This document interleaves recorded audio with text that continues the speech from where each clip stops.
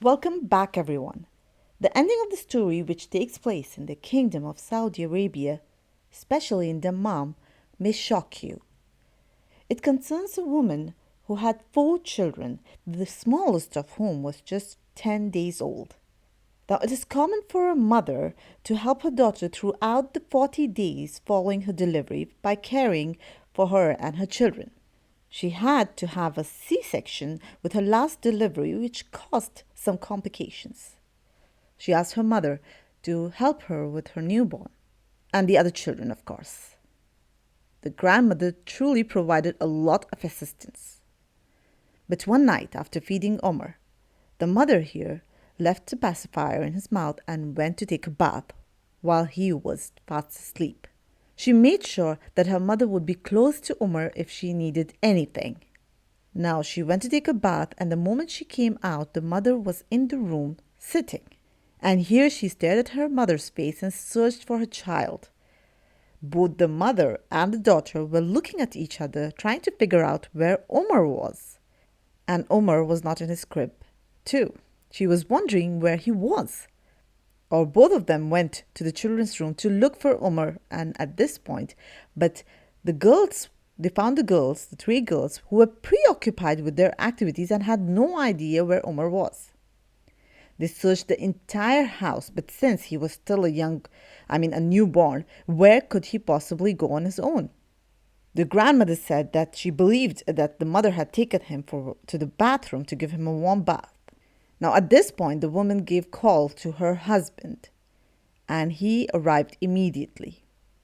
They gave a call to the police too, and the grandmother here decided that it would be best to take the girls to her home because the mother and the father were both sobbing and genuinely unsure of what to do. She also felt that it wouldn't be appropriate for the girls to witness the scene of the brother being abducted and the police showing up for the investigation while they're still very young wouldn't be right. The police in this area conducted an investigation, and now they were wondering what kind of criminal had the guts to enter the home while the grandmother was in the living room and the mother was taking a bath. And it was as if the criminal knew what was going on inside the house. He might have thought that it would be a good opportunity to grab the child and flee without anyone noticing.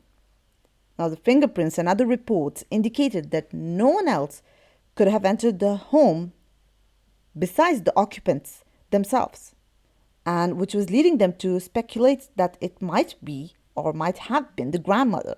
However, they wondered that why would she abduct her grandchild? Why would she? And why would she do such a thing?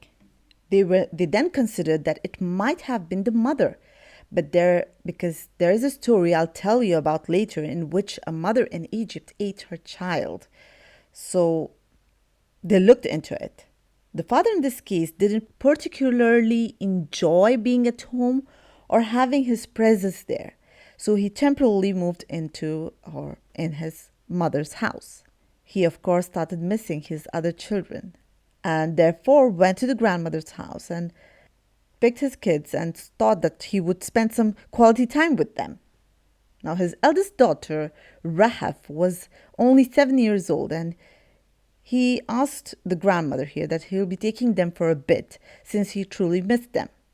The mother, Omar's mother, also resided with her mother herself, but she was in poor mental state and was experiencing intense stress and anguish. The one saving grace was that the kids didn't know what had happened or had any notion at all, which greatly pleased their father. He saw them and inquired about their mother's well-being. The kids here, the children, said that she was unwell.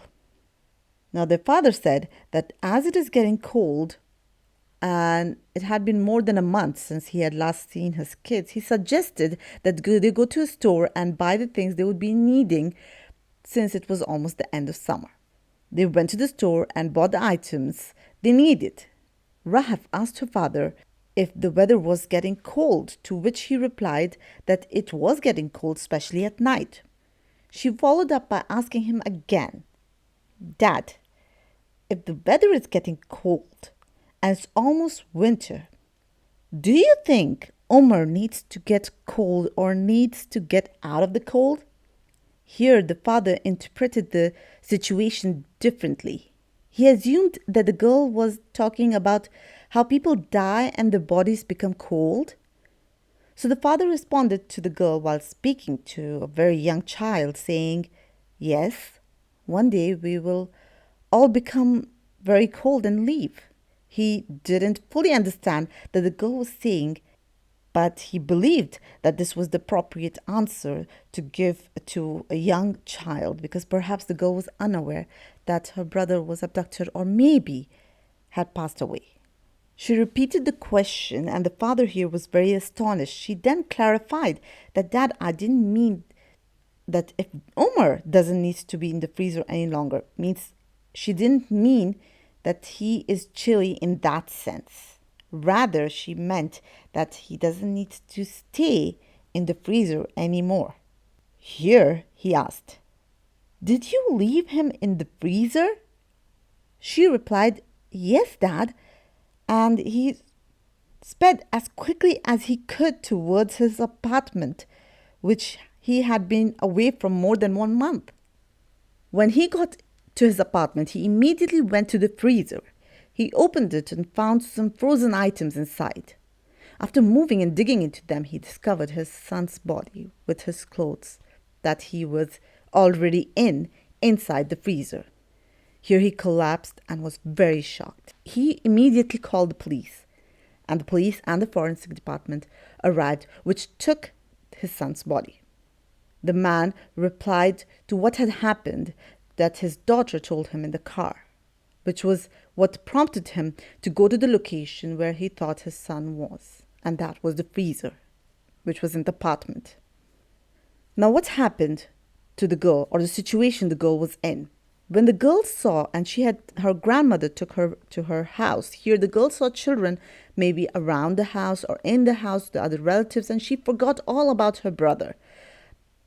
And instead of telling them what had happened, or her brother was still in the freezer, she was playing like any other child would and completely unconcerned with the situation. Here, of course, they had closed the file and concluded that it was not unintentional, because the girl didn't mean to. And the only thing that may have reminded her was her father mentioning the cold weather. The investigators asked the girl that what was she doing with Omar and why did she keep her brother in the freezer?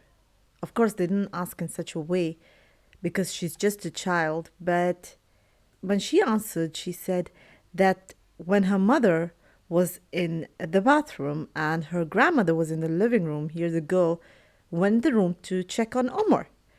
And at the very moment, she just felt this urge of kissing her brother, and she kissed him. The moment she kissed him, she realized that he was warm or kind of hot.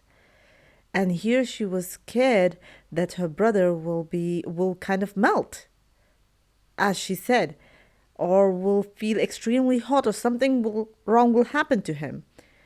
Keeping that in mind, she took her brother and thought that it would be better if she kept him in the freezer so that his body temperature would be a bit colder or would be better. And not just that, she kept her brother in the freezer and kept things around him, making sure that he was cold enough. So that was the reason that she took her brother away, kept him in the freezer, and totally or completely forgot about it. Now, before going far, assuming that they might have been kidnapped or something or the other, if something like this had taken place with anyone else, God forbid, we should always make sure to check our immediate surrounding and the people we know if someone goes missing again, young or old. And there are instances in which children put their younger siblings in danger out of jealousy too. So because they believe that doing so will help them stand out or divert attention from the others in all cases. That's it, and thank you for listening.